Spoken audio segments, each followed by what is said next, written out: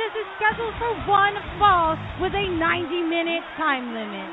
This is the Raw Impact Unleashed.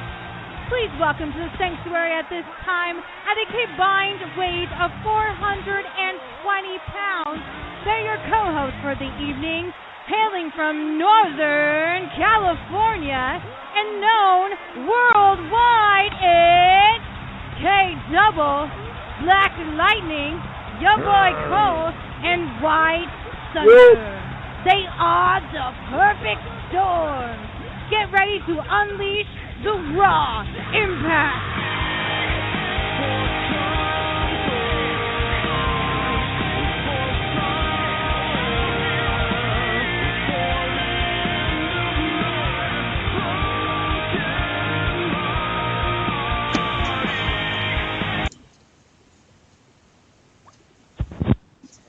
Ladies and gentlemen, boys and girls, all around the world, it's your boy Cole and K-Double. Get ready to have some trouble. This is your explicit warning. There may be vulgar violence and language and brief nudity. We don't know, but just in case, we're covering our asses. Alrighty then, enjoy the show.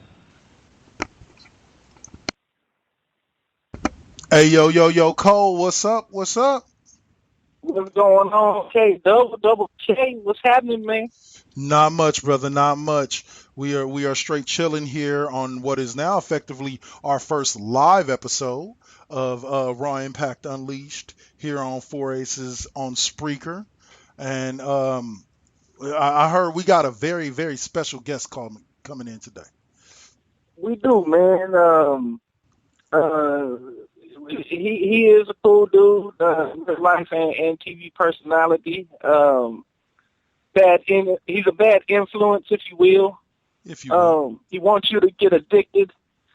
Frankie Kazerian will be joining us momentarily for the show. And like I was telling you earlier, man, I listened to a couple of podcasts that he was on recently, and damn it, man, if I ain't stumped, I got a blank sheet of paper in front of me. I know Chris Jericho always says, I got a blank sheet of paper in front of me. I have no question. All the questions are in my head. Well, all the questions that were in my head that I was going to ask him got asked already. Mm-hmm. So we just gonna let it roll. We're going to have some fun. We're gonna dab a little bit into the personal life of Kazerian, man, Kaz. For sure. All right, let's call him up. All right, let's hope he answers.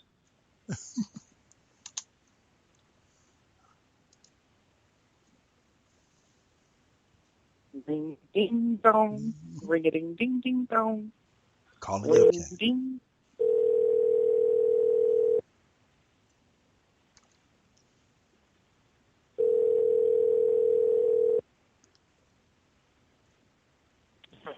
Hello? Gas. Yo. Yo, what's up, man? It's your boy Cole. What's going on, man? How you doing? I'm doing good. How are you doing? Doing good, buddy. Right on, man. You are live on the Raw Impact Unleashed right now.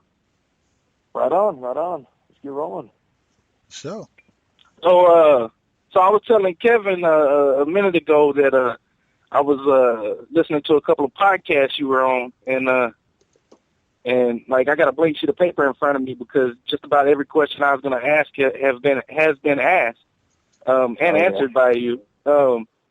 And I was like, the only question that nobody's asked is, what'd you have for breakfast? Because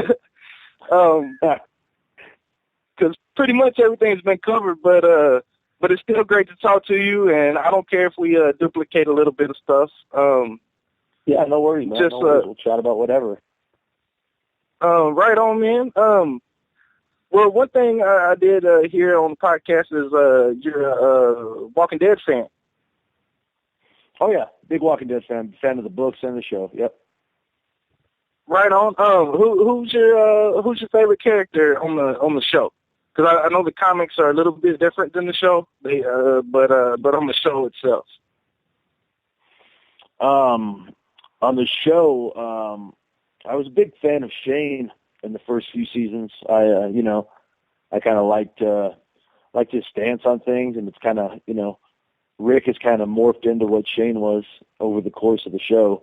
He's kind of he's kind of turned into that, guy that's adapted to this world and is, willing to take a life in a heartbeat. So yeah, Shane was my favorite early on, but I guess I got to go with Rick. I mean, I like the, he carries the show, and he's, the way his characters developed and just changed, but always stayed fast to what he believes in, and always led the group. So I love the way that Andrew Lincoln plays the role. I think he's brilliant in it. I'll go with Rick. And in the books too, Rick is Rick's a little bit different, but it's I like his character in the comics as well. Right on. So are you in I know the season premiere is on Valentine's Day. Are you and Tracy Brooks going to have a zombie date for Valentine's Day? Yeah, I don't know. I think I might be gone, or I might be. I'm not sure if I'm home or not, but we'll definitely watch. If we don't, we're early. We're not late nighters anymore, so we'll sometimes DVR it the next morning. But she's a fan too, so we'll definitely for here in the wake we'll be watching season premiere, man, or the mid-season premiere. I guess we got 8 more episodes, so I'm looking forward to it. Especially if we got Negan debuting, who's a huge part of the comic books, and he's violent and vicious. I don't know how they're gonna attempt to get away with some of the stuff that he does in the books if they're going to try to carry that over to the show. But I'm looking forward to it, dude. It's a killer show. Yeah, definitely. Yeah, I haven't missed an episode since the first episode. I mean, it had me hooked. Yeah, man. Speaking of the DVR, man, what other shows are you real big into?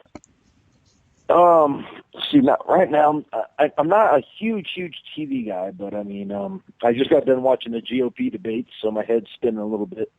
I'm pretty interested in politics. I try to keep my eyes open, my ears open. Go ahead. I was going to say I was going to talk to you about the election that's coming up. I'll answer your first question first. Right now, I'm of course, Walking Dead. I was a big, huge fan of Sons of Anarchy. I really dug that show. Big fan of Breaking Bad. I watched the Jessica Jones and the Daredevil series on Netflix. Star Wars Rebels, because I'm a huge Star Wars guy. I've been following Star Wars Rebels. Gotham. I really dig Gotham. That's one I DVR all the time, and great show. That's about it right now. Other than that, I mean, other than sports, it's I pretty much stay away from the TV. Right on. All right. Speaking of sports, we'll get to the politics in a little bit. Sure. Usually our politics on the show consist of F Trump, and that's about it. Okay. But we'll talk a little politics. Sure. Sports teams. What's your favorite sports teams? I know you said you watch pretty much every sport. So football, baseball. Pretty much. Primarily football and baseball. I can call them again Los Angeles Rams. I was a big St. Louis Rams fan because I grew up in SoCal and was always an LA Rams fan. And when they moved, I decided to stick with them. And I'm psyched that they're back now. It's just great to have a team in SoCal because I don't count San Diego. I've never been a San Diego Charger fan, so I just don't count them. So it's glad to have the Rams. I'm psyched to have the Rams back in LA. That's really, really cool. I think it's going to boost, the scene down here in LA. So always rooted for the Rams and the Raiders. Always was a Ram and Raider guy, because when I was a kid, the Raiders are based in L.A. And I was always a fan of them. And, still, even though they're NorCal, I'm still a fan of them. And, same thing. They've had some tough times, but look like they're starting to turn it around a little bit. So always a Rams and a Raider guy. Well, in football. Oh, say I was just gonna ask, like, with being a Rams fan, how do you feel about that potential of them joining the Chargers in a stadium, or potentially the Raiders? They don't know yet. I really hope it's not the Chargers, fan. I mean, you know, I honestly, I hope. I don't think the team. I don't want to oversaturate the area with football. We've been without it for so long. If all of a sudden there's two teams, I mean, that's just kind of. I don't know. It kind of defeats the purpose in my mind. You know, I think the Raiders should stay up and whether they relocate, but I think they should stay somewhere up in Northern Cali. You know, they've adapted that attitude and that vibe, and that area, the Bay Area needs a team that's not the 49ers to cheer for and rally behind. And the Chargers, you know, the Chargers can, you know, just stay in San Diego. I can live without them, man. I'd rather there just be one team primarily in Los Angeles, but I mean that's probably not going to happen. And baseball, I'm a Los Angeles Angels, Anaheim fan, always have been. Part of me a little bit root for the Blue Jays because my wife is Canadian, so I kind of root for them when they're not playing the Angels. And in the National League, I'm a Giants guy. I like the San Francisco Giants. I think they're a real classy organization and a good team, and awesome stadium. I've been to the stadium a bunch, so yeah. Basketball and hockey, I can't really say I follow as closely. I've always been a Laker guy just because I'm based in Southern Cali. And hockey, I could really not tell you much about it. So, yeah, I couldn't tell you much about hockey either. I'm not one of those guys. Soccer on ice doesn't appeal to me. I'm sorry. I just I can't get into it. Yeah. But they have some good fights every once in a while. You got to give them that. Oh yeah, they're great athletes, man. Those guys are my wife's nephew he was just recruited by a squad up there in Canada, and these guys are animals. So I have nothing but respect for them. Just can't, it's not my sport to follow. Right on. So I heard on one podcast you had the Grease 1 and 2 soundtracks on your iPhone or your iPad. Did you say the Grease soundtrack? Yeah. Yeah. That was that was a guilty pleasure. Yeah, man. Yeah, go ahead. I was just going to ask you, did you see that they're doing the remake of Grease on Fox? I think it is. It's a live. Oh thing. I think they're doing the live. They're doing like the live stage show of it. I think this Sunday. Yeah, man, I'll watch that. Dude, I was always a fan of that movie growing up. I thought it was cool as hell. I won't hold back on that at all, man. It's not even a guilty pleasure. I flat out admit I dug that movie, and I still do. I dug it. It's a great movie. I'm right there with you. Yeah, man. Dude, when I was a little kid, I had the albums, and as I got an adult, I became an adult. I got the CDs, and I got it. The songs are just with me forever, man. Good or bad, it's a little bit corny and some of the stuff, but it's a classic, dude. It's they don't make movies like that anymore. I dug it, and it's one of those I can almost recite word for word, and it's just a cool movie, man. Just takes me back to a real happy time. Definitely. And now that you're all grown up, you got the motorcycle to go with it, with all the other stuff. Yeah, exactly. I got my own bike now. Yeah, man, exactly. So that's some of the perks of being a grown up. You can, after a while, you can afford some toys that you always wanted as a younger man, and you can enjoy the benefits of being a grown up, because a lot of times being a grown up sucks. So, right, gotta live it up all you can, man. Yep. Exactly. So my last Ring of Honor show I watched, I kind of bulked them up a little bit. Get a couple of weeks in, and then watch like 4 or 5 hours of wrestling on days that I'm not really doing anything. The last show I seen was Daniels getting suspended. Yep. Is he still suspended?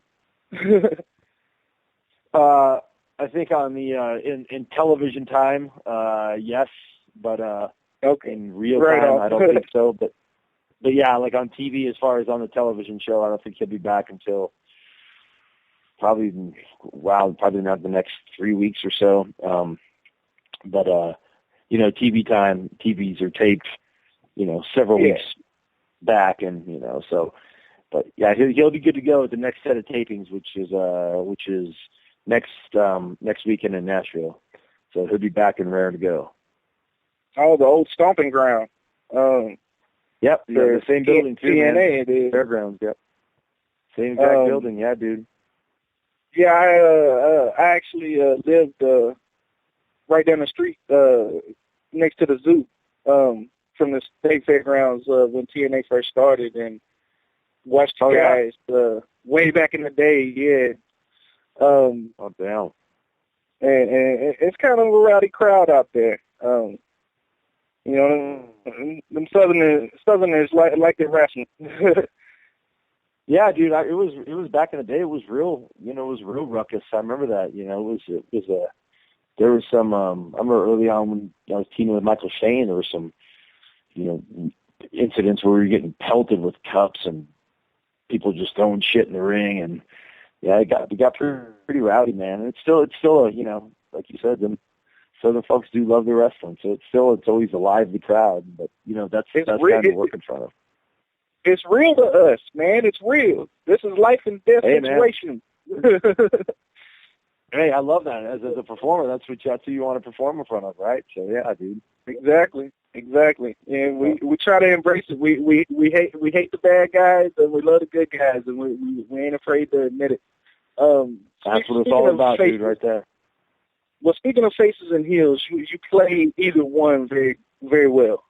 You're great at what you do. You got to have more fun as a heel, though, right? Well, there's always more artistic freedom as a heel, so you can always take more liberties.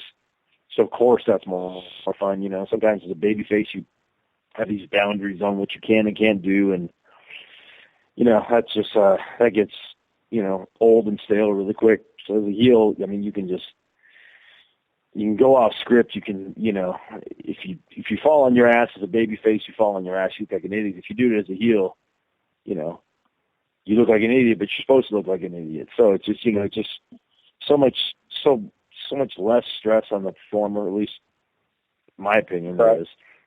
And I'm just, I guess naturally I'm just more of an asshole than I am a good guy. So it's just it comes a little bit easier to me, man. And it's just it's just definitely a lot more fun. I can't agree with you being an asshole at all, man. Meeting you. Okay, well, there's a part of me that's an asshole. Well, I think we all have that part. You just got to push the right button to get it out. Meeting you, at the BTW shows and all that, and then you coming back for WrestleFest, and then you came back 6 months later, I think, and it was like, hey, Cole, how's it going? How's Kevin doing? I'm like, you remember? So you're not an asshole. You're a good guy. You remember your fans, and so thanks, man. So I can argue against you being an asshole. I got you. Okay, yeah, let's just say there's parts of my personality that come out when I'm playing a heel character that I have in me that, could really be an asshole if I wanted to turn that switch on. But that's what you do. You just turn up parts of your personality when that red light's on, But, I try to, especially with fans, man, I try my hardest to always be cordial and polite and, and super cool with everyone I meet, until they give me a reason not to. Because, that's why I'm doing it. Yeah, definitely, man. And as a fan, I can say for other fans, we appreciate it. Thanks, man. I mean, that's why, no fans, there's no wrestling. That's bottom line. Bottom line, yeah. Well, I know at WrestleFest there was a little thing after the match. where somebody said something or did something, and you was like, "Let's go outside and handle it," you know. So I've seen that side.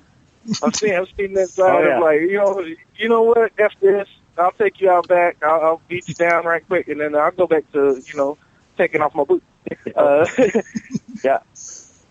Yeah, that's sometimes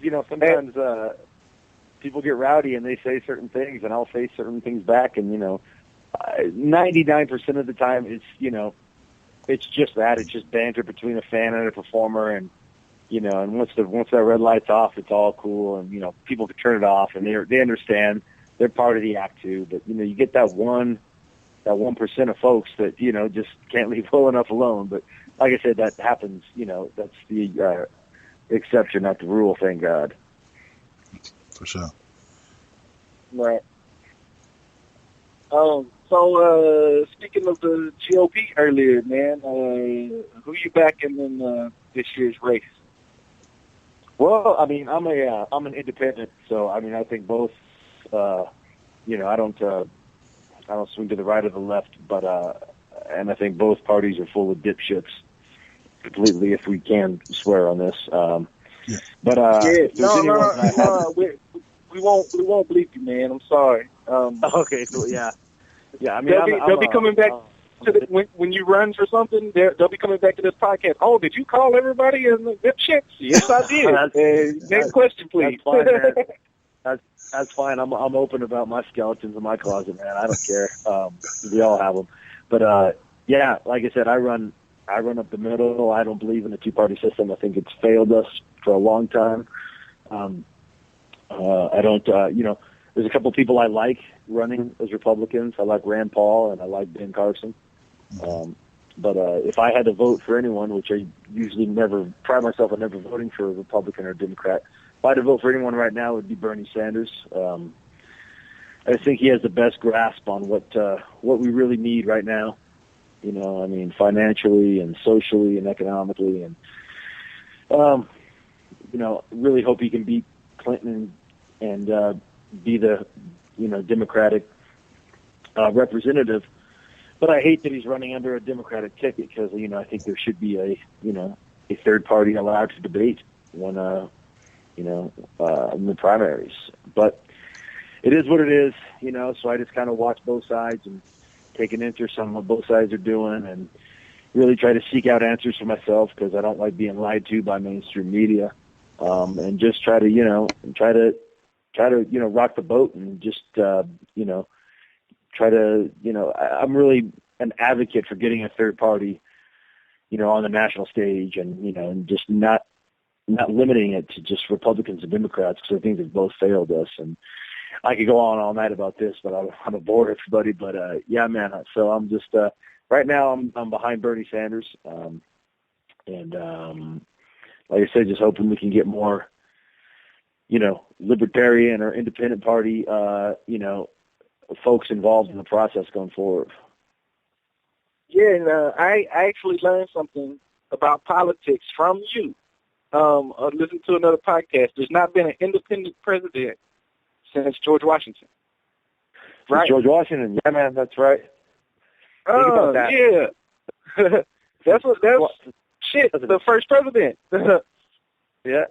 Yep. So that's crazy, and a lot of people will say that he was going to go down as the best president in the history of our country. So, Jesse Ventura, who obviously former wrestler, he always says he would, if he were to run for president, he would run on the basis of challenging America to elect the first independent nominee that doesn't belong to either of the political parties. And hell, he'd have my vote because I back a lot of Jesse's play. I agree with about 90% of what he says. So, but I don't know if I'm ready to embrace that yet. It's too bad.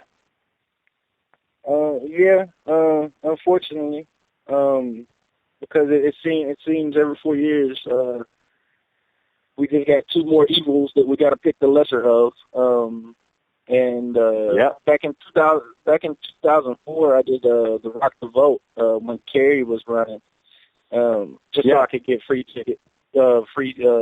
entrance in Nashville to the Barge Saturday stage shows, the rock shows that they were having. So if I did rock the vote and sign people up, I got free concerts every week. So I was going and seeing George Clinton and the Parliament Funkadelics and then signing people up. And there were still people, when we were signing, we had to be impartial. And when we were signing people up to vote, if one of them said something, we couldn't agree or disagree. We could just, with it. And there was this couple there, hot chick, kind of handsome dude. He's signing up. She goes, "Who are you voting for?" He goes, "Bush." And as soon as he said Bush, you could tell that was their last date. And it was just like, oh man, really? You had to say that? No, because she just rolled her eyes and was like, okay, this is probably your first date and your last date. Sorry, man. Yeah. You ruined it. But hey, man, at least you were, even if you were doing it to get the free rock shows, you were doing something, man. People need to be more proactive, like people just, doing nothing isn't doing something, People don't think their vote matters. People don't think they have a voice, but they do, man. And if more people realize they have a voice, we could change things. But until they do, we're not going to. Exactly. And I'm kind of in the situation of looking at politics like the younger generation. Man, I'm in my 30s. You're in your 30s. Kevin's in his 30s. Yep. We've had a little bit of experience with good and bad politics, but the younger generation that's coming up, they see what Bush did and then Obama trying to fix it. So it's kind of like pushing people away more or less. And we need more people, that's in the public eye to say, hey, guys, pay attention to this. This is your future. It's all of our future, but it's more your future than ours. You've got more time than we do. We've been here a little bit longer, so, it's kind of frustrating to flip on TV and see, stories that, are propaganda, basically stories, pushing one side or the other and not giving you the full aspect of what's going on. And, like Frankie is a big issue. I haven't heard that much on Frankie at all during the GOPs and what are they doing to the environment and all that. Like that really hasn't came across to, to like the public of a company has destroyed basically a city's water over, different fracking and chemicals and different things like that. This world's not going to be here forever if we keep doing, what we're doing and we don't, put some laws and regulations and all this down. And absolutely. And something like fracking, they'll probably discuss that more. The Democratic debate, that's more their speed. And like I have a 3-year-old boy, and ever since he was born, I took an even bigger interest in politics because, it really dawned on me that, I'm not just living for me anymore. I'm living for what's going to be left for him. Mm-hmm. So, I think any one of us that have parents that, or, just care about the future generation need to really let our voices be heard and stand up and stand out and speak out. And, if we get into the pattern of, a Democrat cleaning up for a Republican every 8 years or vice versa, Republican cleaning up for a Democrat every 8 years, that's just a vicious cycle, and that's just going to, keep sending us in the wrong direction. We need to get out of that.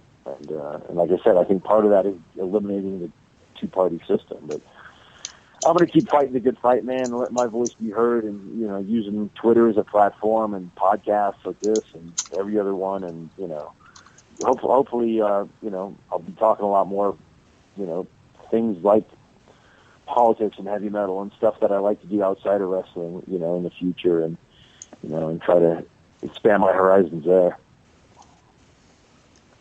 Right on, man. Yeah, we definitely need more people like you to represent our country. I mean, with just more voices, man. Just more voices, Yeah, and I mean, well, you seem smart enough to actually do something about it instead of actually, just saying, hey, I would like to do this, and just leave it at that. I feel that you would actually try hard to make a difference, whether it be, you know, if you, you know, run for a local government or the you know, presidency or whatever it is, you would definitely make a change and definitely stand out. And you would be heard by the majority, hopefully. That's my opinion. You know, politics are subjective, just like wrestling is. Sure. But you definitely have my vote. Whenever that time comes. Yeah, man. I'm just, you know, I'm look at dude. I'm just a guy. You know what I mean? I just, you know, from the fan base I have, you know, I'm gonna, you know, let my voice be heard. And for, you know, there might be somebody that's never really taken a second to research a statement that I say, or, you know, or I'll put something out there that no one's ever thought of, or that nobody's ever really looked into, and they'll maybe look into it, and they'll, you know, kind of go down that rabbit hole and see, you know, start researching things for themselves. That's how I got interested in stuff, you know. You know, I heard, you know, one thing, and I went and researched it, and that led me to another thing, and, you know, and you're able to form your own opinions, and you're able to think critically on your own and not be told how to think and how to vote and what to do like a robot, like, you know, like it seems they want us to, you know. And just, you know, I'm big on freedom, freedom, you know, freedom of speech, freedom of choice, you know. Just, we have our rights and we're just losing them, and just people are just standing by and letting it happen, man. And it's sad. Frustrating. Yeah, definitely. Definitely need a big change. It can't happen overnight, but as long as we, you know, take a step in the right direction, at least we're moving forward on it and not moving back like we have been doing. Yeah, man. Well, I did have a question for you. You mentioned you were a Lakers fan. What are your thoughts on Kobe's retirement? Again, and like I say that as a casual basketball fan. I mean, my you know, basketball peaked for me in the, you know, mid '90s. You know, I was a fan of you know, Jordan, Bird, Magic, James Worthy, Kareem. You know, that generation when I was a real little boy. I really dug that. But yeah, I always followed the Lakers, being a SoCal guy, and I'm bummed Kobe's stepping away, but I can see why he is. You know, he's had a hell of a run, great career, but, you know, injuries catch up with us all, especially athletes. Yeah. So I think I don't know what it's going to do to the Lakers franchise, because, you know, they've always had that kind of marquee guy, and, you know, now that Kobe's stepping away, I don't know who's going to fill that void or step into that role, and what it's going to do to the city or the franchise, you know, going forward, or if they're going to go into a huge rebuild. But, you know, it's been a privilege to watch him as a fan, you know, just as a casual fan of basketball, you know, being able to see, you know, guys like, you know, like Magic and Bird and Jordan and Kobe and LeBron in the same lifetime. It's pretty cool. So, you know, it's definitely a huge loss to the game of basketball. For sure. Yeah, I'm not really into basketball real big either. It's usually playoffs time is when I start watching basketball. But I was a huge Jordan fan. Not a Bulls fan, Jordan fan. You know, let's not get it twisted. If I did have to pick a team, it was the Clippers, because I always like to mess with my uncle that's a Lakers fan. Okay, yeah. So it was kind of like one of those family rivalry kind of things, you know. Sure. But yeah, I'm right there with you with being able to see, you know, the greats from Jordan, Magic, Bird, Hakeem Olajuwon. I used to have his shoes. You know, everybody had Jordan. I was the only one that pimped the Hakeem Olajuwon shoes. I remember those. Yeah, man, all those guys. Those, you know, the Patrick Ewings and, you know, Scottie Pippins and, you know, right. It's a different breed. Robin. Oh man, yeah, definitely. Just that seemed like it was the golden era for basketball. You know, just you exactly. know, there wasn't a kid that wasn't a Jordan fan growing up. You know. True. Well, Well, I have an issue with people that want to compare players of today to players of then. They're like, oh, well, Stephen Curry was better than Jordan in his prime. I'm like, did you hear what you just said? You mentioned Michael Jordan's name in that sentence. Obviously, he's the best if you have to mention him in that sentence. You know, and they compared LeBron James to him and Kobe to him. And I'm like, you're still mentioning Jordan no matter what question you ask. You asked me the same 5 questions about 5 different people, but there's only one consistent in that whole thing, and it's Michael Jordan. And then like, man.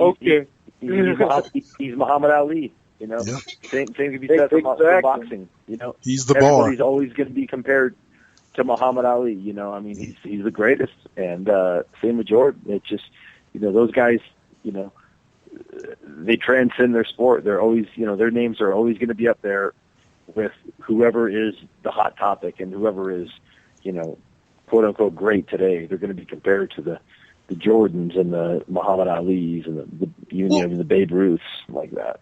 Well, in a sport like basketball, kind of, or I was gonna say in a sport like basketball, kind of like with football, the game's played so differently now. It makes it extremely hard to compare today's athletes to back then. I was discussing with a friend of mine at work just today the fact that they talk about, oh, well, this team would have gotten killed back then. Well, which rules, if they're playing a team from back then, are they playing by today's rules? Because if they're playing by today's rules, most of those guys, like the Detroit Pistons and stuff like that played that hard style of basketball, they would have fouled out within the first quarter.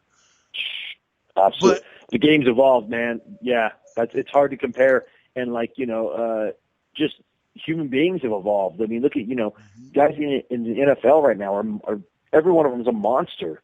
You know, they're all, you know, 6'8", 260, jacks, can run a 4.5 40, and just they're machines. Whereas, you know, 20, 30, 40 years ago, just, you know, we hadn't evolved as athletes, you know. So I like it when I see these interviews with these, you know, old timers, and they're asked, you know, could your team have beat this team? And when they're honest and they go, no, but these guys are animals. You know, we couldn't have hung with them, but it was a different time. Every sport evolves, you know, everything evolves. So it's hard to compare them. You know, that's why there's those few guys that transcend that, you know, those Jordans and those Alis, where you think of, you know what, man, if you put Jordan in his prime on any team right now, he could still not only hang, but probably outperform 99% of the guys. And if you put Muhammad Ali in the ring against any top heavyweight right now, he'd probably knock him out or win the fight at least. You know, but there's only a couple guys in the history of sports that you can say that about, because the sports, you're right, man, it evolves, the game changes, the rules changes, the players get bigger, faster, and stronger, and that's just reality. Mm-hmm. Well, I was gonna say with this, I was just gonna ask a question, but no, you say you're a football guy. With the Super Bowl coming up, who you got? That's tough, man. I think if I was a betting man, which I'm not, I should start, but I think I would. I think I'd go with Carolina. Yeah. Good thing about this Super Bowl for me is I don't have a dog in the fight. I like both. I like both teams. I like Peyton. I would like to see Peyton get one more, so we could end this argument if who's the better Manning, because Peyton is by far a better quarterback than his younger brother, even though he only has one ring. But I dig Cam, and I like what Carolina's done. And, you know, Cam's, if he's not going to get it this year, I think he's going to get one soon. So I would go with Carolina. But like I said, I'm just hoping for a good game. And that's I think you hit the nail on the head with that first part. Like, that's the best thing about watching the Super Bowl this year, is that when your team's not there, it's easier to enjoy the game just for being a great game of football, as opposed to sitting there like a few years ago. I'll admit it, I'm a Niners fan. A few years ago when they were in the Super Bowl, it was gut wrenching sitting there watching that game. And it hurt. And I did not enjoy the Super Bowl. I had to turn the lights out in the dome, man. I couldn't take it.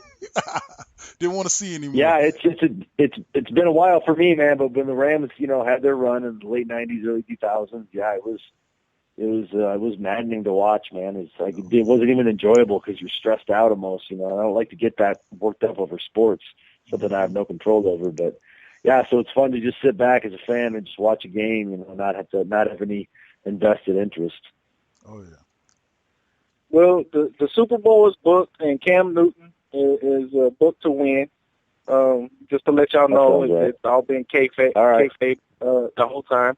So place your bets. I would love to see Manning win a second one, just so he could say, "All right, Eli, we're tied now. You can stop it." Just right off into the sunset, man, and just hang it up. Yeah, exactly. I would love for that to happen. But Cam has been a beast this year, and North Carolina, Carolina Panthers, they have been just unstoppable. Even when they lost the game, it wasn't a terrible loss, No. A few mistakes, but I mean that team is young and furious right now. It's kind of how the Cubs are coming up right now. I'm not a Cubs fan at all, but I can tell when a team is young and hungry. And the Panthers are that team, even though other than the quarterback with Manning on the Broncos, they're a pretty young and hungry team also. So it's definitely going to be a great matchup. Yep, two good defenses, and it's probably going to be a pretty low-scoring game, actually, man, because you got two of the best defenses. I think probably number 1 and 2 defenses in the league. So it's probably going to come down to who can pull it out when it's in the clutch. When the pressure's on. Is it going to be is it going to be Peyton, or is it going to be Cam? But it should be a good game, dude. Looking forward to it. Another storyline as well is just the fact that with Manning is just the fact that I think he's going to be looking to an extent redeem himself from that loss to Seattle in the Super Bowl a couple of years ago, where they just got embarrassed, and he wants to show that wasn't the Broncos, and he's gonna want to get out there, and like I said, it's gonna make for great football. It's gonna make for great TV and great football. Yeah, he was brought to Denver to win a championship, and that's what he wants to do, man. He's a competitor, and he probably still is feeling that loss from a couple of years ago, and he wants to get it done. So it's he's gonna bring his A game like he always does. So yeah, I'm looking forward to it. Sure. Excuse me. It's definitely gonna be a great game. I'm not a betting man either, so I won't have no money on it. And I'm a Green Bay Packers fan, and every time I bet on them, they lose. So I try to bet against them, so they win. There you go. Damn, man, I think we pretty much covered it all, from top to bottom. Cool. We hit the politics, we hit the sports, we dabbled in some music. You got anything for Mr. Kazerian here, Kevin? No, not really. No, man, just doing my thing. Like I said, we got TV tapings in Nashville, the State Fairgrounds next weekend for Ring of Honor. Then we got our big Ring of Honor anniversary show coming up in Vegas at the end of February. So that's I'll be close to the West. And that's here for that. That's the 14-year anniversary, I believe, right? Let's see, it'd be 2002. Yeah, 14 years. Yep, that'd be 14 years. So we got that in Vegas, and yeah, man. I'm still getting used to that. I'm still getting used to it being 2016. Oh, yeah. I go to write the date, and I gotta mark my 5, over with a 6. Yeah. Until about March, I'll be doing that. Right. But yeah, man, we'll definitely be looking out for you on with ROH, and cool. We'd like to have you on again anytime you want to come back on. Just let us know. And anytime. Sounds good, man. Thanks for having me. Appreciate it. Now, one question I wanted to ask before you go. With your Ring of Honor contract, I know you're an independent contractor. Are you still doing other independent shows as well as Ring of Honor, or are you solely with Ring of Honor right now? No, I don't have a contract with Ring of Honor. I'm a free agent. I have a working agreement with Ring of Honor. They're my, they take precedence over anything else, and they're my wrestling home, and they've done well by me, and I love working there. But there's no contract. I'm a free agent, but I'm a Ring of Honor guy. But yeah, I still do outside bookings and take care of all that also. Right on. Cool, man. Cool. Well, I hope to see you live at BTW pretty soon. Yeah, hope to be back up there soon, man. Yep. Hopefully soon. Cool, man. Appreciate everything, man. We learned a lot about you. And it's always good to learn about the man behind the character. Thanks for having me, dude. It was cool. Thanks, man. Appreciate it, and we'll talk to you soon. Certainly. All right, man. All right, man. Bye. You have a great night. Thank you, guys. Take it easy, man. You too. Peace. All right, you too, man.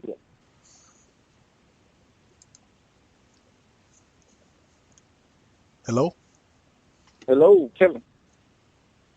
Did I hang up on Kaz? I think I did close the call.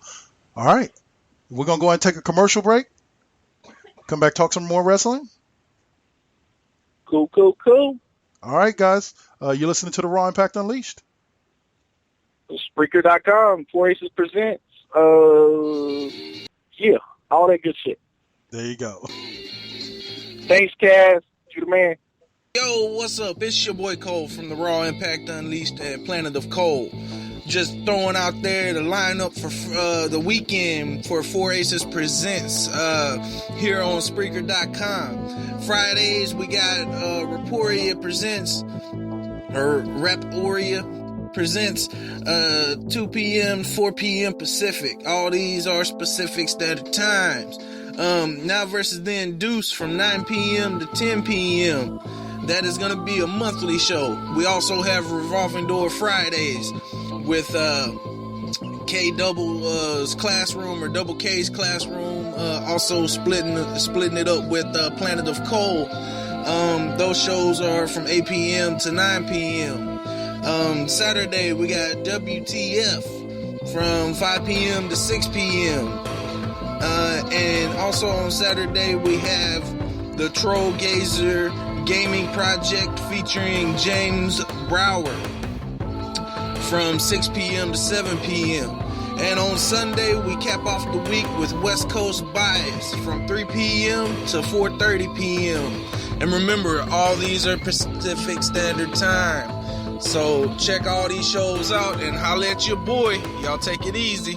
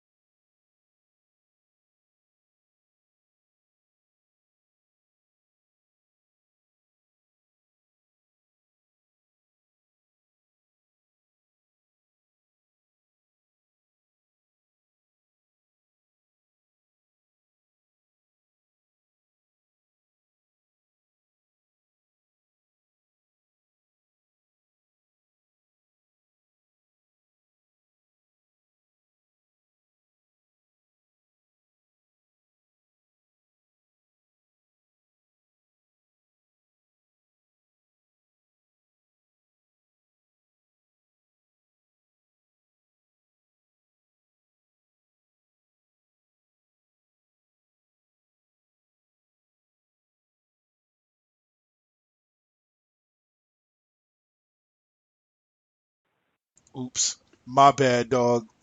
We've been silent for like the past 2-3 minutes as far as on air. Sorry, guys. That was my bad. We just got done talking a whole bunch of shit and talking about how fun it was to interview Kaz, and y'all just missed all of it. That was my bad. I'm the guy working the thing, so that was all me. Well, it wasn't no better than having Kaz on, so they didn't miss much. Yeah. So, but no, all of the Kaz stuff came through. I know that for a fact. But yeah. Well, so great to have Kaz on. We were talking about voting for him, but Triple H winning the Royal Rumble. Like, man, you know that Royal Rumble was the best fucking Royal Rumble I've seen in a few years now, like 4 or 5 years. It really was.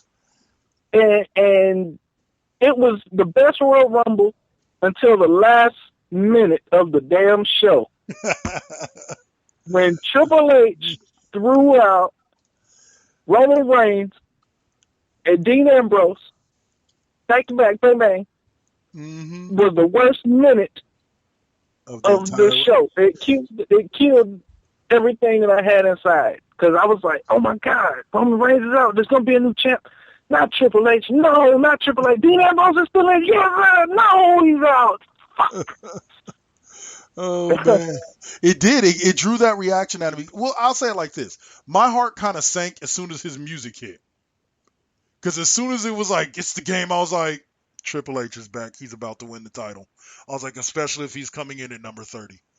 I was like, here we go. And then as soon as he threw Roman Reigns out, I went, yep, here we fucking go. Then they raised his hand, and yeah, y'all. If y'all watched the Royal Rumble, y'all know, y'all saw the rest. But yeah.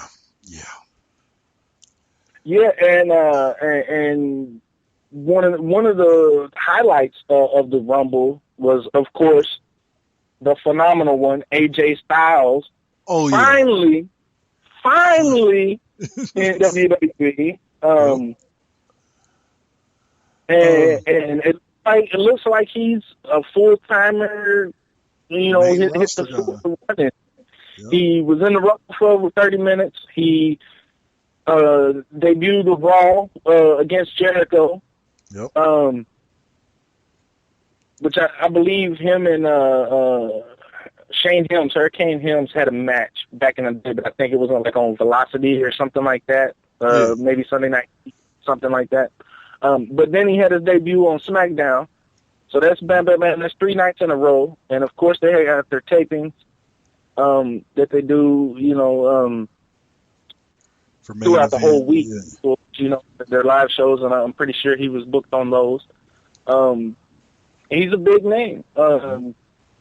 Just like, you know, Frankie Kazarian that we just had on. I wished him and Christopher Daniels was a tag team in WWE. It would make WWE so much better. Oh yeah.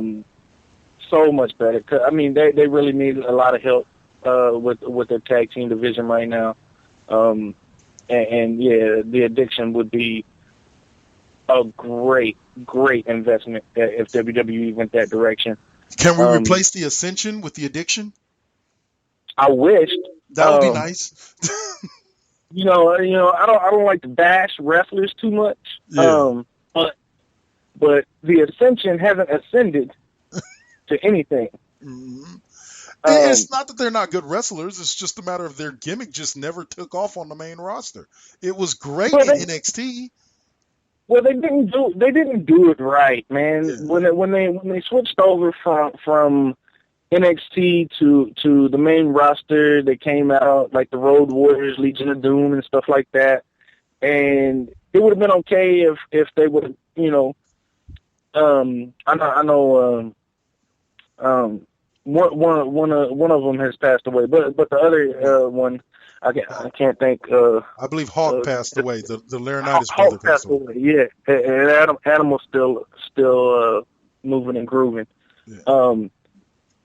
If they would have brought Animal in to introduce them that way, I think it would have been a lot better on their part or for the Ascension to have some legitimacy behind them, instead of coming out as like a new form of the Road Warriors or Legion of Doom. Or you could even had him be their manager for the first couple of months that they were on the main roster, and then had him depart from them after he kind of established them.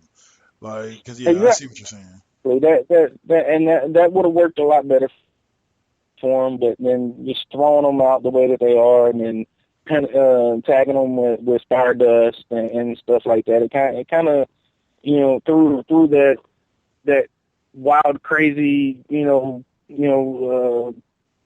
what is it, Mad Max kind of style. It just kind of threw it out of the under the wayside, and it didn't catch on. I mean, you can only have so many demonic and evil, so to speak, type characters.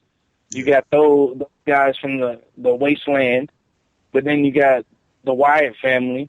Yeah. Then you got Undertaker, Kane. Yeah. It's like how many people can have the same type of gimmick, in the same realm of that stuff. That's like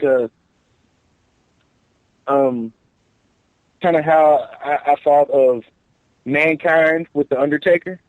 Yeah, I was like, now there's two devils. You know what I mean? Like now there's two faces of death, basically. But then Mick Foley, came out and did. He went back to Dude Love and Cactus Jack and that right there. That's when I really fell in love with Mick Foley as a performer. To see his range, it was like, okay, now he's not trying to step on Undertaker, which he wasn't in the first place. It just felt like that as a fan watching. Like, okay, there's two of them now. Yeah. You know, and that's kind of how the Ascension. When you have three gimmicks that are basically the same. Yeah. There's gonna be your top guys, the middle guys, and then the guys on the bottom. And unfortunately, the Ascension is on the bottom of that type of gimmick. And also, I was going to say another thing that helped to an extent that issue lessen or buffer that back in the day is the fact that you had a commonality between the two. You had two devils, but I believe when Mankind first came out, Paul Bearer was also his manager as well as the Undertaker. That's where my head went. It's like, oh, there's two of them now, because Paul Bearer actually did bring him out, just like he brought out Kane. Yeah. And that's kind of how I felt about Kane when he first came out. I was like, wait a minute, man, this is kind of infringing on the Undertaker's gimmick now. Come on now, the Undertaker's the Undertaker. There can only be one Undertaker, But like I said, I give those guys credit. I give Kane credit for what he's done and what he had to work with. And Mick Foley, I give him all the props in the world for everything he's done as Mankind, as Cactus Jack, as Dude Love. Give them props because I mean they found the place for multiple characters of that same nature. They actually worked from top to bottom with those characters. It doesn't seem like they're doing the same thing with the Ascension. It kind of seems like, okay, here's your gimmick, here's your lines, go do this, and it just ain't coming across as legit. You know what I mean? It's got that gimmicky feel to it instead of actually like a believable type character. Yeah. Like when Mankind sitting in the corner of the ring, rocking back and forth, pulling his hair out, that's legit. That's really his hair coming out of his head. You know what I mean? Like that tells you, oh wow, he's crazy. Like this ain't a story. This ain't a gimmick. This mug needs a straight jacket. He is crazy. Oh yeah, I remember definitely thinking that. I'm sorry, I'm kind of skipping through Raw at the same time that we're talking, just because I didn't get to watch a lot of it on Monday. But yeah, I just got to the Bo Dallas Flow Rider. Anyway, I'll leave it at that. Oh, The Rock. Spoiler alert: The Rock shows up. Yeah, that was actually, to me, It makes sense. He said he was going to be at WrestleMania 32, probably not in a wrestling capacity. So why not get the most you can get out of him by having him appear from time to time? You know, maybe appear again next month on some show, and then appear again, at WrestleMania. You know, it's one of those type of things where it was nice to see him out there. The back and forth between him and New Day was pretty funny. The way it ended was even better. But all I can say right now, man, is the Anoa'i family rules wrestling. The more I look at the history of wrestling and the more I look at the history of the WWE, Vince McMahon owes a lot of money to the Anoa'i family. Not to say he hasn't paid them a lot, but my God, child after cousin after brother, all wrestling for WWE, all at some point being on their main roster. Yeah, the majority of them. It's a huge family. Yeah. So I mean, if you got the whole family on the roster, that's your roster. You don't have any room for anybody else. But yeah, I mean, you go back to Wild Samoans. Then you can flash forward to the Usos. Rikishi, The Rock. Umaga. Shit, Yokozuna. Yep. Yokozuna. We was can go not back a to Japanese guy. No. Yeah, it's crazy, huh? But yeah, that's correct. And not to mention, or actually to mention, Tamina. Tamina, yeah. Like they're all, that family Roman Reigns, all of Nia Jax. In NXT, Nia Jax is a member of the Anoa'i family. She's The Rock's cousin. Yeah. Yeah. I was gonna say, like I said, it's a big family. Yeah. So if they had them all on there, I mean, there's still, independent wrestlers out here in California that are part of that family. I was gonna say, isn't Knox Pro isn't one of the members of the Anoa'i family the head of Knox Pro? I don't know if he's the head of it, but I believe Rikishi is a big part of Knox Pro. Yeah. But I'm sure he's got nephews and family members that wrestle out there with him and everything. Actually, I'm pretty sure he's got a nephew that's wrestling out there at Knox Pro right now. But yeah, big, huge family. Like nobody else's family comes close except for the Hart family.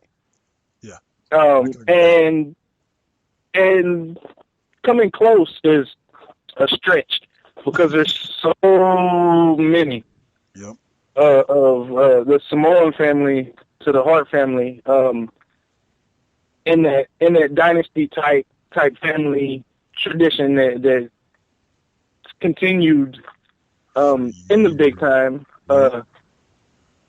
And in wrestling in general, really, I mean, you rarely see a third, fourth generation superstar. I mean, it was, my dogs was over here wrestling each other and stuff. They was like, y'all talking about wrestling? We gonna wrestle.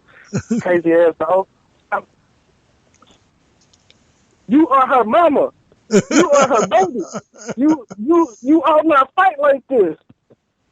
All this dog on dog violence, man, I swear. You gotta change the world. Oh man, but yeah. Y'all supposed to fight cats, not each other. Cats, kitty cats. Too much dog on dog crime going on around here. Yeah, too much, man. It's an Oakland atmosphere. It's got them crazy. Oh man, but yeah, just much props to the entire Anoa'i family. Like I'm sorry if I'm butchering that name. I believe I'm saying it correctly, but just props to that entire family because, like I said, I think it's Anoa'i. A-N-O-A with a squiggly line over something. Yeah, and so like when you have so like you said, when you have so many, it's not just that they have third and in some cases fourth generation wrestlers. It's that they have lines of third generation, fourth generation wrestlers. Like The Rock was third generation. And he debuted back in the 90s. We at that next level. Well, that was one of the main points I was trying to make. It's very rare to have, a third and fourth generation. Curtis Axel, third generation wrestler. You know, there's a few more that you know be pointed out. Natty, you know, from the Hearts, and things like this. But so many of that family, so many of them guys are wrestlers, and the gals too, and the girls too. It's amazing. Like I said, if you put all the wrestlers out of the North family, they would fill the roster. Yep, that's your whole promotion right there. That's amazing to me, and just much props to them. But back to The Rock, he's I hate to say it like this. I never thought I'd say this because I've always been such a big Rock fan, and I still am. The repetitiveness. Like, some of his jokes are so similar to other ones of his jokes that sometimes it's like, okay, Rock, kind of saw that one coming before you said it. Yeah, but I bet you didn't see him go out to, you didn't see it coming when he went out to the crowd and pointed out those few people that were dressed up as superstars, and then when he finished with who else? The Rock, looking at The Rock. Yep. That was off script. Yep. Read an article this morning that said The Rock went off script, and if anybody besides the McMahons or John Cena did that, they would be fired. It was like The Rock, John Cena, and the McMahons can go off script. Anybody else would have been fired if they would have done that. Dang. Well, that's how you know you got well, once again, The Rock has probably made Vince McMahon so much money. The Rock probably can do just about whatever the hell he wants around there, and Vince won't say a thing to him. But what are they gonna do? What are they really gonna do? Fire him? Ban him from WWE? Let's send him back to Hollywood so he can lip sync battle and make cool action movies for the rest of his life? Like, really? Are they not gonna dabble into the Rock money? You know they gotta get some Rock money. Like, they're gonna let that man do whatever he wants. It's kind of just like Stone Cold can show up and do whatever he wants because he's gonna draw in another 1 million viewers that only watched it because Stone Cold was on TV. They're like, oh, Stone Cold's on Raw tonight? I'm flipping over right now. Click. I can tell you right now, I could add at least another 100 viewers to Raw just by simply going to my Facebook page and typing in Stone Cold Steve Austin is on Raw right now. Just by myself. Just one person saying that on his personal Facebook page can cause at least 100 people, some who haven't turned on a wrestling event in over a decade, to turn on Raw. It's just Same with me. Even more on Twitter, because I got more followers on Twitter than I got friends on Facebook. It's kind of fucked up, huh? No shit. But my Facebook is my personal shit. It's like Twitter's more business. Casual than personal. It's more the podcast and tweeting about wrestling and stuff like that. Facebook, if you really want to know me, look at my Facebook. Facebook stalk me and then you'll know me. Oh man.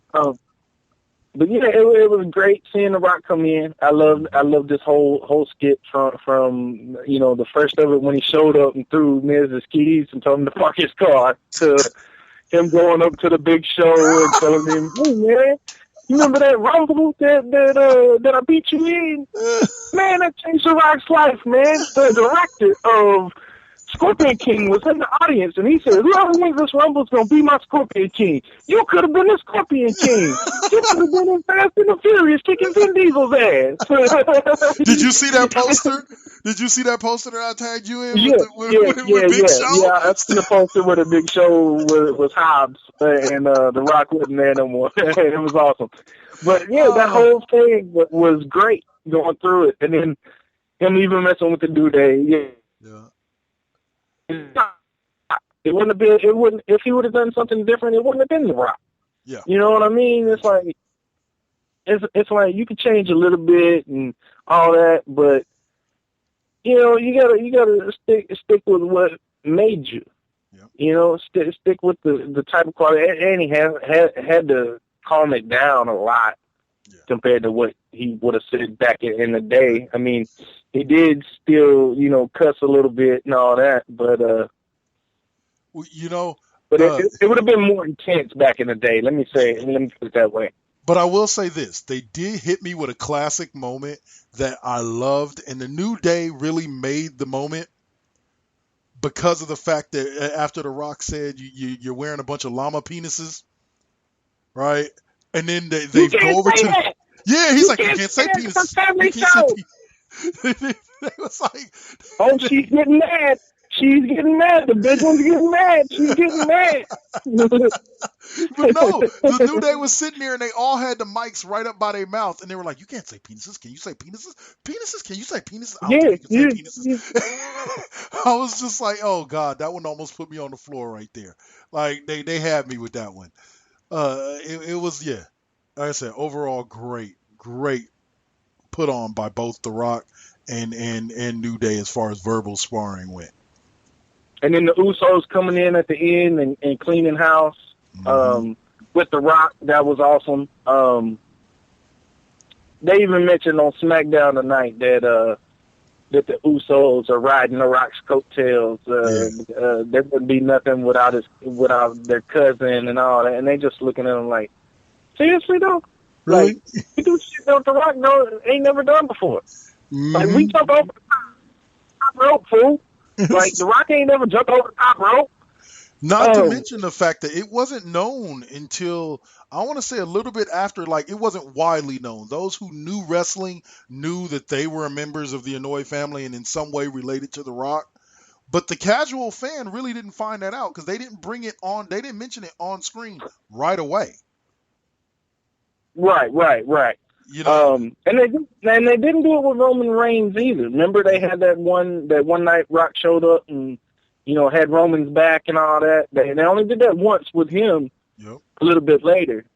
The hardcore fans, of course, if you watched anything that they done on the network, biography wise, when them boys was going to WrestleMania last year.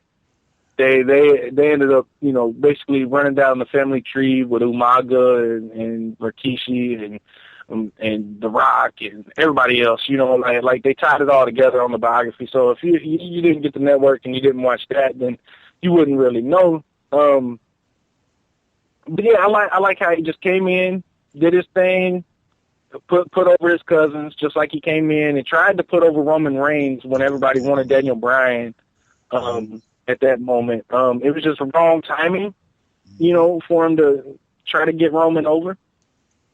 Like right now, he could come out and get Roman over just like that, no doubt about it. Yeah. When Roman Reigns got into the match on SmackDown tonight, which it could have been dubbed, but I could have swore the crowd cheered louder than ever when he got tagged. When he got tagged in tonight, And like I said, it could have been dubbed, but, you know, I want to give him the benefit of the doubt because I know Roman Reigns has been he's been getting over, you know, so I can't, you know, take that away from him at all. But I know how they do SmackDown. They record it and they dub a lot and mess with, you know, sound and all that. So, but he did, it was him, Dean Ambrose, and Jericho. Against the Wyatt family. Right on. Bray Wyatt, Luke, and Rowan. Braun Strowman was on the outside. But yeah, when Roman Reigns was the third one to get tagged into the match, and when they tagged him in, the crowd popped real hard for him. Yeah. And so I don't know if that was put in or if that was actually a pop. But he has been getting good pops. It wouldn't surprise me if it was a legit pop. Yeah. Yeah. I'm not trying to take anything away from him. But it seems anytime WWE universe is behind somebody, they want to beat them down and take everything away from them. To try to show them, like, we make the decisions around here and we decide who gets pushed.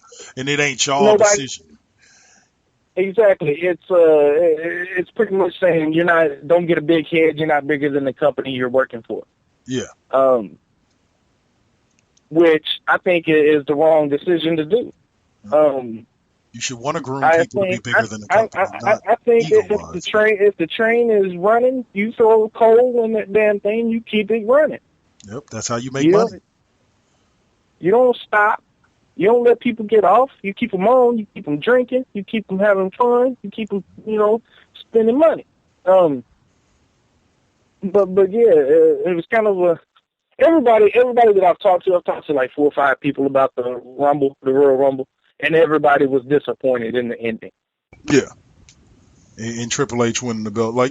I will say, like I said, it did produce one of the funniest memes I've seen in a while. It was a meme showed Triple H in the ring. He's holding up the belt. Stephanie's hugging him. And across the top it says, if you haven't watched wrestling in the past 15 years, and at the bottom it says, you haven't missed a goddamn thing.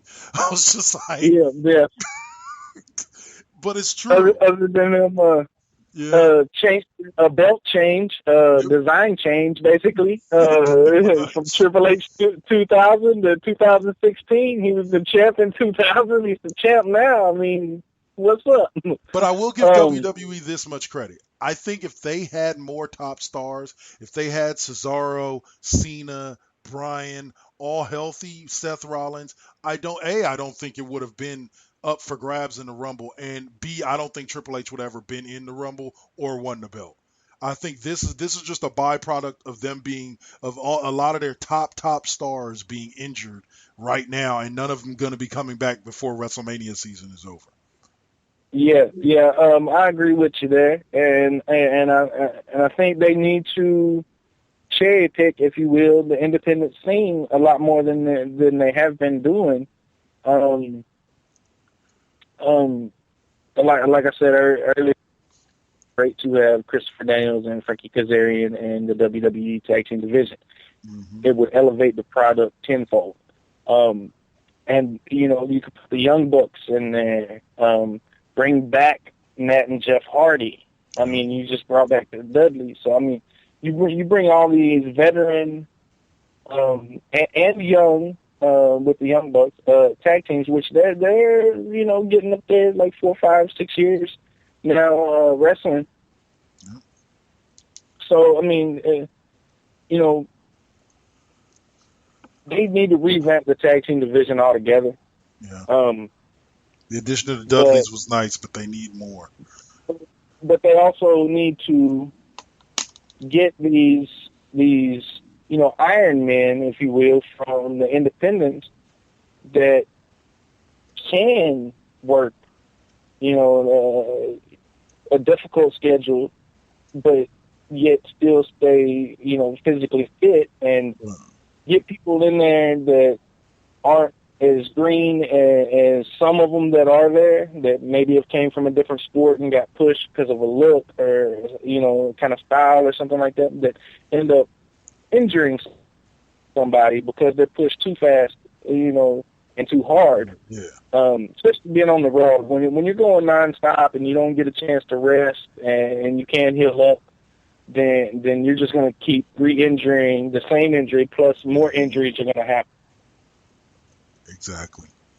Yeah. So if they had a little bit bigger roster with some of the Iron Men that you're like, okay, well, he's been on the independents for 10 plus years, and he's only been hurt once. Yeah. Well, we need that guy. We need these guys that are never hurt. They're always at work. They're always at whatever bookings. They never miss a booking, on the independents and all that. They got numbers to all these bookers at WWE. They can call around and check on this guy and that guy, and they can revamp and rebuild on their foundation that they have. It's a great company, and it's always going to be WWE. There's no changing it. But the characters and the personas that you are not picking up, don't get me wrong, they've been picking up a lot of them. They've got Sami Zayn, Kevin Steen, or Owens now, Kevin Owens, AJ Styles, Samoa Joe, Finn Balor. They've got all these great superstars, but there's so many more great superstars that are out there. Mm-hmm. And if you had them, it wouldn't be as bad when somebody like Seth Rollins or Daniel Bryan or any of these guys, when they go down, it wouldn't be as much of a blow to the company itself if you had these other guys, because it would give them a chance to, step up or consistently hold the company down instead of, oh my God, what are we going to do now? Well, we still got Triple H. Well, and I did hear some good news coming out of all of these injuries. In fact, I think you've probably read the similar article that there's a good chance that Zayn and Samoa Joe are going to be brought up to the main roster after WrestleMania this year. So I'm looking forward to that. I've seen that. I know Samoa Joe would love to be on the main roster. I know he likes where he's at in NXT right now. I know he would love to make it on the main roster. I think he should have been like AJ Styles, brought in on a special pay-per-view to the main roster, and not went to NXT. Yeah. That's just my view on that. Because Samoa Joe is unbelievable when it comes to in-ring promos. Anything you want, he can deliver for you. So I think they should have done the same thing they did with AJ, whether it be a Rumble or Survivor Series, they could have done the gimmick of, we're not going to let you know who our last partner is. You'll find out on the day. Yeah. And then Joe, logo hits on the screen, music hits, he comes out, everybody goes wild and crazy. Like, he's still going to get a great pop when he goes to the main roster, but I think they could have done it a lot better than have him at NXT first and then go up. Because he had a wonderful pop at Full Sail when he showed up at NXT, which Full Sail is on the lines of fans of the original ECW type fans, the ROH fans, they're just diehard hardcore fans. Yeah.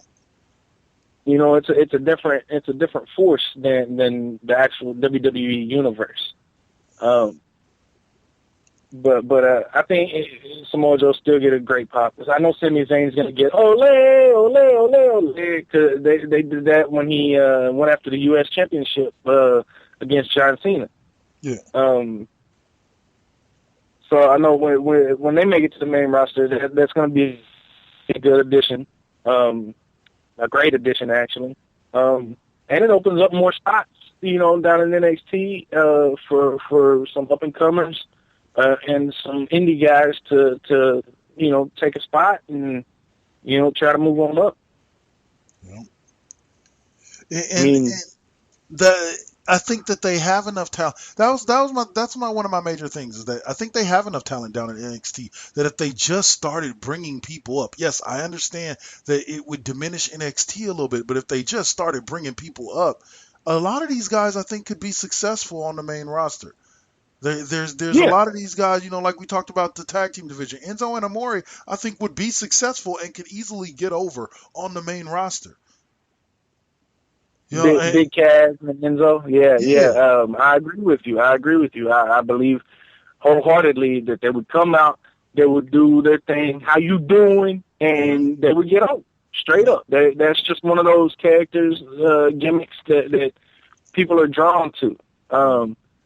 It's kind of like, like the Godfather movie or a Scarface movie.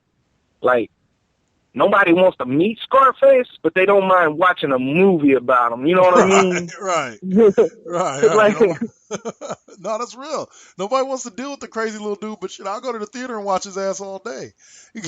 Right. And it's kind of like how Enzo and Kaz are. It's like we could probably hang out in public with a lot of people around. But you guys are crazy, and I don't want to end up in the trunk by the end of the night. That's the kind of feel you get from them guys. They got that hardcore, bona fide G, type attitude. It's like, man, these guys actually might put you in the trunk and take you out to the country. You might not be coming back from this road trip. And those guys, they really pull it off well. And I know for a fact they come to the main roster. They'll get a great pop. They'll blow up. It'll make, the main roster even better in the tag team division. really the best tag team division right now, and I'm not saying this because Kaz was just on the show, but ROH right now has got the hottest tag team division in all of pro wrestling. And all the independents, WWE, TNA, it don't matter. ROH has got the best tag team division. Yeah. I'm not getting any argument from me here. Sure.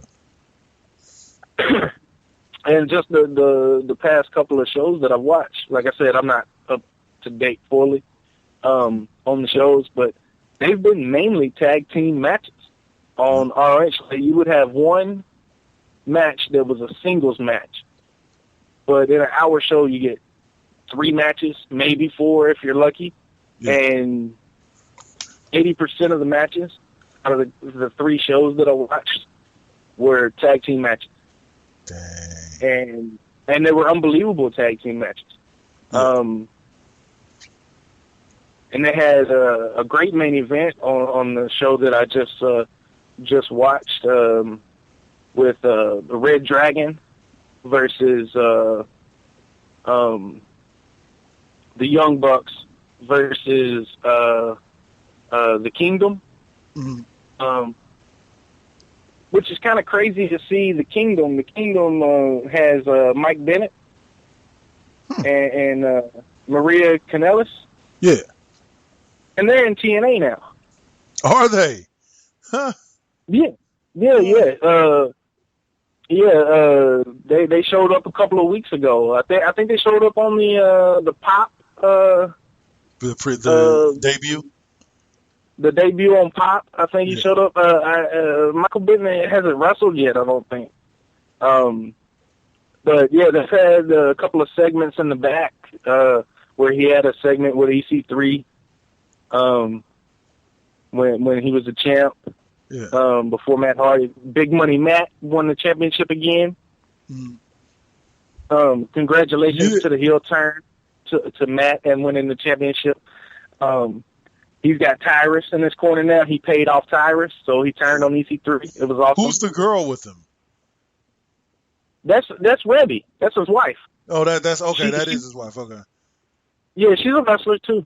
She wrestles too. But yeah, that's his actual wife, Rebby. Okay. Yeah, that's her real name. I think it's Rebecca, but shortened to Rebby. Okay.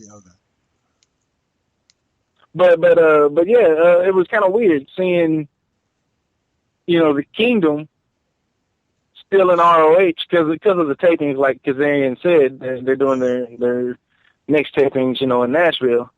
But yeah, to see them do their tapings, and TNA has been doing live shows since they went on Pop, or at least they tell us it's live. It could be taped. But it's, how they always put the live emblem down at the bottom of the corner or at the top of the corner. Even when they were on Spike and it wouldn't be live, it'd be recorded like 2 months before, but they would say it was live. So I don't know if they're still doing that thing with the pre-recorded shows. But yeah, I was like, oh, wait a minute. Are y'all still in ROH? And then, since I bulked up my ROH now, I went back and I watched all these ROH. I'm like, well, they're still in ROH. At the same time that they're on TNA TV. It's kind of weird, guys. But it's also like Frankie said, he doesn't have a contract. He's an independent contractor that's not under contract. He's a free agent. So, Mike Bennett, and Maria Kanellis might be free agents as well, and might be able to, go back and forth to wherever they want to, wrestle it. For sure. But yeah, it was just weird seeing like, wait a minute, didn't I just see you on TNA? Why are you here on ROH right now? But that's the wrestling business. You never know where somebody's going to be and where somebody's going to be working or whatever, when you turn on the TV or you pre-record, especially pre-recording with the DVR, man. Yep. It was like, back in the day, I was watching Kurt Angle in Japan and WWE at the same time. He wasn't even with WWE no more. No Brock shit. Lesnar, I done the same thing with. Oh man, that's the dangers of pre-recording. But hey, bro, I'm gonna have to go. You know, got the daddy duties coming up and stuff I got to do. So I'm gonna have to wrap this up with you. You cool? All right, man, fine then. I'll just sit here by myself and talk wrestling by myself. Not even on the phone. I'm gonna turn the TV off so I can see my reflection. I'm gonna talk to me. All right. The Raw Impact Unleashed starring Cole. Hey, we did that once and it was a successful episode. So hey, but nah, if y'all want to hear Cole and just Cole, listen into the fucking Planet of Cole on Friday night, man. Matter of fact, this motherfucker got a new episode coming out tomorrow night. Listen in, I man. do. I pre-recorded that shit, but it's live, y'all. It's gonna be live tomorrow night. So listen in live, TNA style, tomorrow night.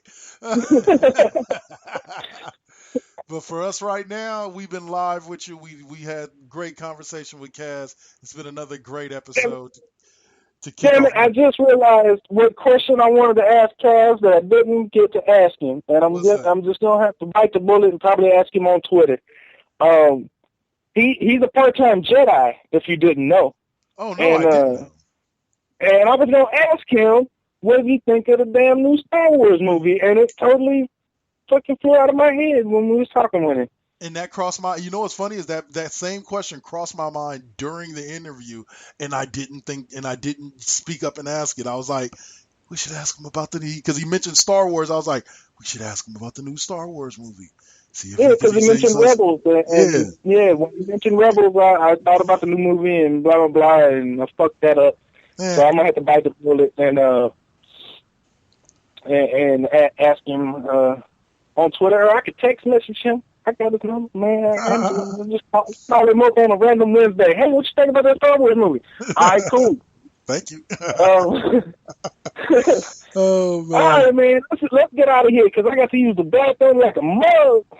All right, guys. So that's been it for the Raw Impact Unleashed this week. Thank you for listening in. Listen in again next week when we will have one of the lovely ladies that's going to be on that Damsels, hopefully. So if not, then you can just listen to us for an hour and a half, motherfuckers. You know you love it. That's why you come back every week. Yeah, because we be killing it. Oh, yeah. Hey, you can't be saying you be killing it, man. They're going to come after us. You can't say that. It's a PG show. You can't say that. Fuck that PG show. And I think this week... llama dicks. Llama penises. I'll say, and you know what, dude? I think to go home for this show, I think we gonna both do what you did last week. Or on the last show. No. I got to finish. I booked the finish already this show. What's going to happen? All right, we in the ring, right? Right. All right, in the ring. We standing next to the ropes, right? Right. We just talking, right? Right. Oh, shit, the Rumble. Triple H just threw us both out. Damn. Man, I wanted to win that WWE title. Oh, well. Maybe next year. That's cool because I'm Gene Ambrose. I got my Intercontinental belt. All right, Gene, you hold your white belt. That's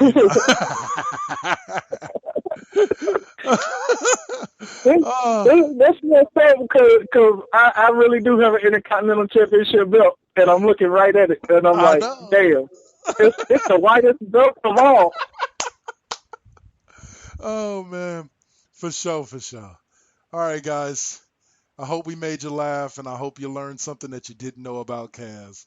This has been the Raw Impact Unleashed, and we will catch y'all next week.